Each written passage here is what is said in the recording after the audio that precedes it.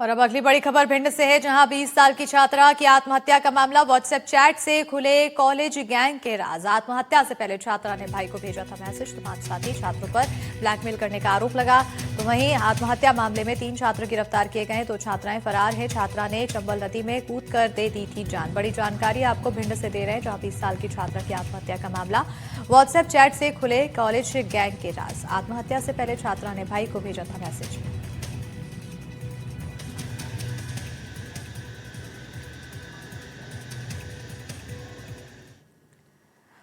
कोंडागांव में जंगल में मिली सिर कटी लाश। तो जंगल में लाश मिलने से गांव में हड़कंप मच गया है। 50 साल की लक्षिंदर के रूप में पहचान हुई है। पिछले बुधवार से लापता था मृतक शख्स। तो वहीं परिजनों ने हत्या की आशंका जताई, तो पुलिस ने शव को कब्जे में लेकर जांच शुरू की है। बड़ी जानकारी कोंडागांव से दे रहे हैं, जहां जंगल में सिर कटी लाश मिली है। तो जंगल में लाश मिलने से गांव में हड़कंप मचा है।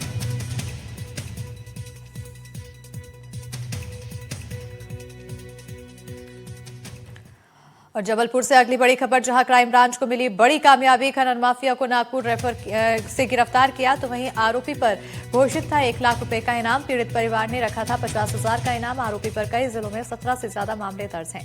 ठगी वसूली और हत्या की कोशिश का केस दर्ज किया गया है। पुलिस ने जारी किया था लुकआउट नोटिस। तो बड़ी जानकारी जबलपुर से। ये अपनी फरारी अलग अलग जगहों पे काट रहा था।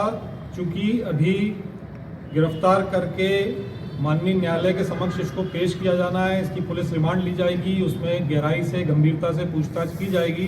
लेकिन जो प्रारंभिक जानकारी पुलिस के पास प्रारंभिक पूछताछ में आई है, उसके अनुसार ये ग्वालियर में डबरा, उत्तर प्रदेश में गोरखपुर और अभी जहां से ये पकड़ा गया नागपुर, वहां पर फरारी इसने काटी।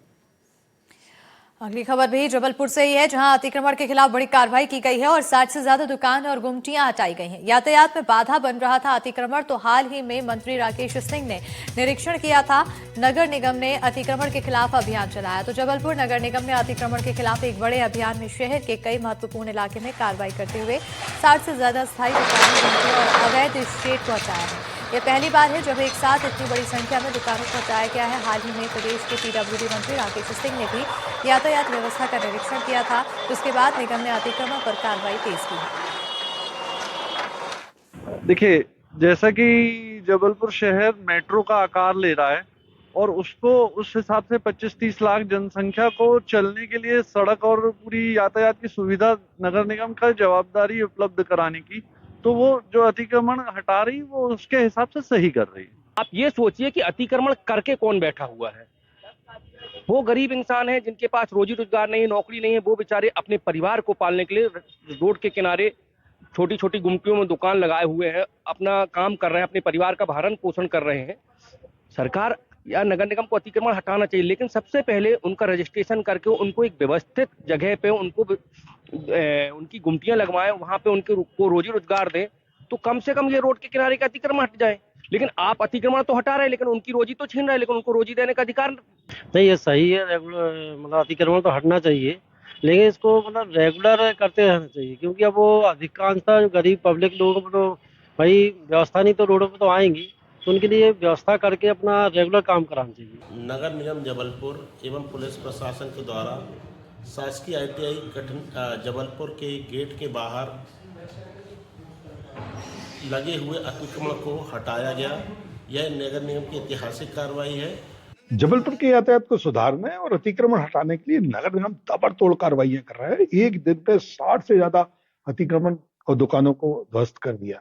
लोग बड़े खुश हो रहे हैं। सर, क्या है ये योजना? जबलपुर का जो यातायात है, ट्रैफिक है, और उसको व्यवस्थित करने के लिए जिला प्रशासन, पुलिस और नगर निगम सभी के साथ में एक संयुक्त अभियान लगातार चलाया जा रहा है। और इसमें हम लोगों का चरणबद्ध एक्चुअली हम लोग प्लान कर रहे हैं। जैसे कि जो फुटपाथ है, फुटपाथ को पूरा क्लियर होना चाहिए ताकि लोग उसमें पैदल घूम सकें, खुद भी जा सकें, परिवार के साथ जा सकें। दूसरा, फिर जो लेफ्ट टर्न होते हैं उन पर कोई इंक्रोचमेंट नहीं हो। तो अभी हम लोग ये 2 चीज ही फोकस कर रहे हैं। और तीसरा है, जो रोड पर भी कभी कभी व्यापार हो रहा है, रोड पर भी चौपाटी लगी हुई है, रोड पर भी जो अस्थायी अतिक्रमण है, तो अभी हम लोग उसमें पहले उसका चिन्हांकन करते हैं, जो पब्लिक फीडबैक है उसको लेते हैं, और उसके बाद में हम लोग एक अभियान चला रहे हैं। जैसे मेडिकल कॉलेज है, मेडिकल कॉलेज के चारों तरफ पूरा व्यापक गुमटियां और ठेले थे, वो वहां से हटाए। अभी हमारा बहुत ही महत्वपूर्ण शैक्षणिक परिसर है ITI, लगभग 1800 बच्चे उसमें पढ़ते थे और बच्चों की इसमें बहुत डिमांड थी, 700 से ज्यादा बच्चियां हैं उसमें, कि ये अतिक्रमण होने से और यहाँ पर जो है उनको एंट्रेंस तक नहीं हो पाता प्रॉपर, तो उसको क्लीन किया है। इसी प्रकार कई महत्वपूर्ण चौराहे हैं, रामपुर चौराहा है, मेडिकल कॉलेज चौराहा है यहाँ पर, और अन्य जो चौराहे उनको क्लीन किया है। लगातार ये पूरा अभियान चल रहा है। उद्देश्य यही है कि व्यवस्थित ट्रैफिक हो, सिग्नल सही हो और जो यथास्थान है वो चीजें व्यवस्थित रहे। तो अतिक्रमण करने के पहले सावधान हो जाइए, नगर निगम कभी भी आपको हटा सकता है। वीरेंद्र शर्मा के साथ संजीव चौधरी, NDTV।